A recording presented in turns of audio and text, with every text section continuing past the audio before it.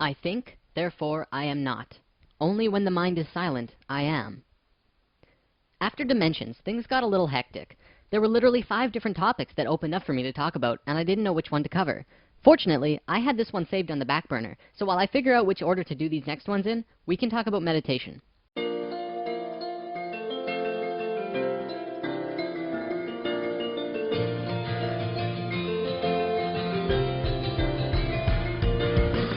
There's quite a bit going on with meditation than most people realize. The average person will tell you that meditation is simply a tool to calm you down, when in fact, that's probably the least important thing it's good for. We're going to talk a lot more about that soon, but first I want to tell you a story about Robert Monroe. Now, if you were to read his biography on Wikipedia, you'll learn that Robert Monroe was a radio broadcasting executive that was researching the effects of sound patterns on the brain and sleep learning. Then he started exploring out-of-body states of consciousness and formed his own company, the Monroe Institute. And that's about all you'll learn. Unfortunately, that's not really what he did. He learned so much more than anyone today will accept. In fact, he found out more about the nature of the universe than any modern scientist could tell you. The stuff that he has written about seeing and doing out of body is incredible. He's completely mapped out a whole nother world. You might think of him as the Marco Polo of the next world. We've explored the lands and the oceans, and now we're exploring the heavens, or the dimensions of consciousness. In his book, Ultimate Journey, Robert Monroe goes to great lengths to map out the human mind as observed from a more conscious understanding. This is what he says. As human minds, we are what we think. We are also what others think. Most of this has little to do with our physical bodies when we go below the surface. To deal with this more closely, let us create a model of the human mind as it is and operates in practice. A pragmatic model, if you like. Imagine it structured in layers, like an onion, and let us work from the in to out. At the very core is the core self. This is the original human mind, the sum of our experiences without limitation. The inner core is composed of what we have lived and consciously thought to date, the emotions and dreams we've experienced, whether we remember them or not, the pains and the pleasures, the daydreams, wishes, and hopes. This is our essence, our spirit. It is who we really are. Above that is the animal sub-self. This is the layer that is most difficult to control. This is where the filtering, discoloration, and contamination takes place. The problem is that we think we need to rely on it, or else we can't remain physically human. Physiologically, it is the cluster consisting of the mammalian brain and the limbic system. Above that is the conscious mind.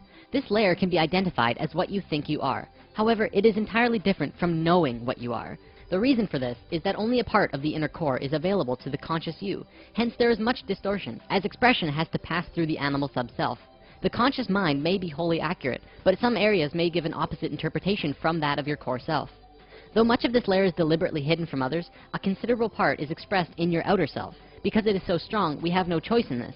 This layer is also complicated by belief systems. For many of us, the complexity becomes a maze. It is no surprise that most of us don't find a clear way out. The next outward layer is the human mind external. This is what we think others think of us. This is a grand mixture because part of it is intuitive, non-verbal communication, which gets confused with what our sensory and analytical perception tells us. This layer is constantly changing with new experience and new perception. It is also controlled heavily by cultural context. We develop these artificial and synthetic drives and motivations, which most often leads to mental and physical dysfunction.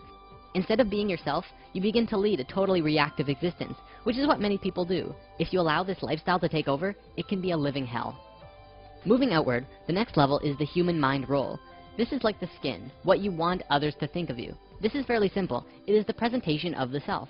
Mostly, it is set by the acceptability and needs of the world around you, superimposed hopefully with waves and pulsing thrusting from your inner core.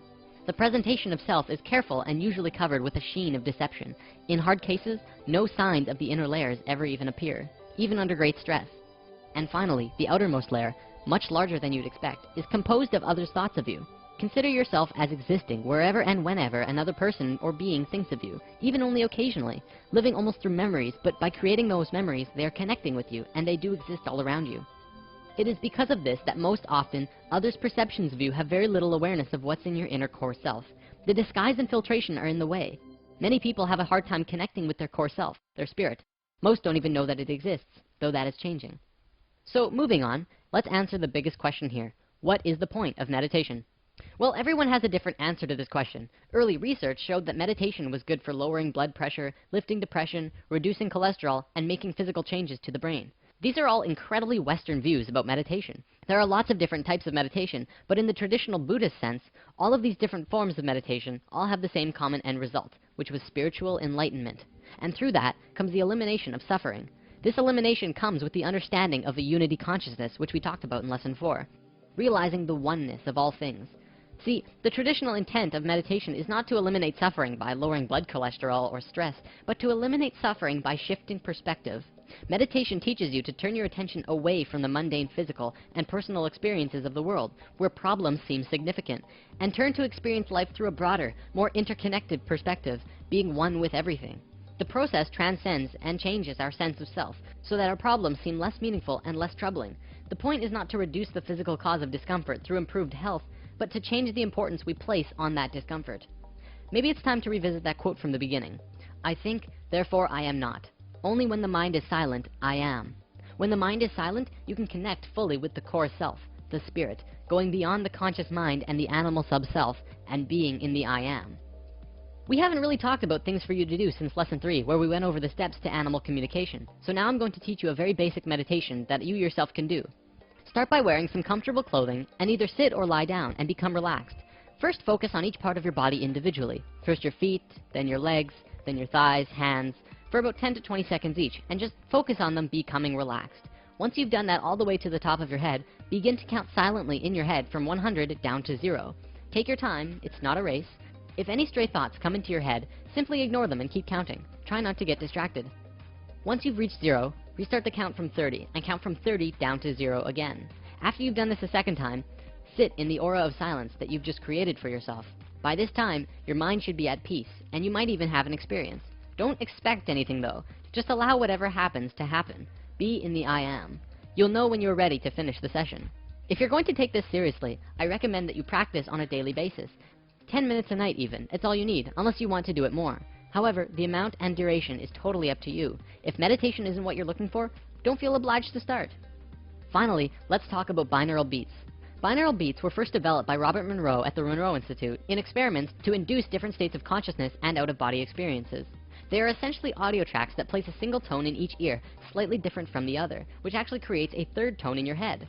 One ear goes, woo, and the other tone goes, woo, and in your head, you hear, woo, woo, woo, woo, woo, woo, woo, woo. It's pretty cool.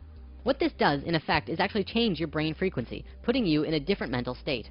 If you Google it, you can find HemiSync, which stands for Hemisphere Synchronization. This is the Monroe Institute's brand of binaural beats, which is very professional, and they have both guided and free-flow meditations that will help you get into different states. The other brand I want to talk about is iDozer, who are a separate company. They don't focus on guided meditations, but they're more interested in the effects. iDozer has tons of different audio tracks that put you in a range of mental places, from LSD effects to chakra boosting to astral projection. There's a reason they call it digital drugs. I know what you're thinking. Does it work? Absolutely. Does it work if you don't know how to meditate? Not so much. If a regular Joe decided to try it out while listening to these tones without any meditational background, it probably wouldn't work so well. You have to be good at getting into a deep meditational state before you start using these tones. If you're serious about trying these and experiencing these effects, it's almost crucial that you learn to meditate on your own first. Get really good at it. A final word of advice: if you are really serious about getting into meditation, join a class. When it comes to meditation, personal guidance from a trained and experienced instructor is paramount. It will accelerate your progress tenfold, and you will shoot up to a very high level in no time. And that's all I have for today. Happy meditating!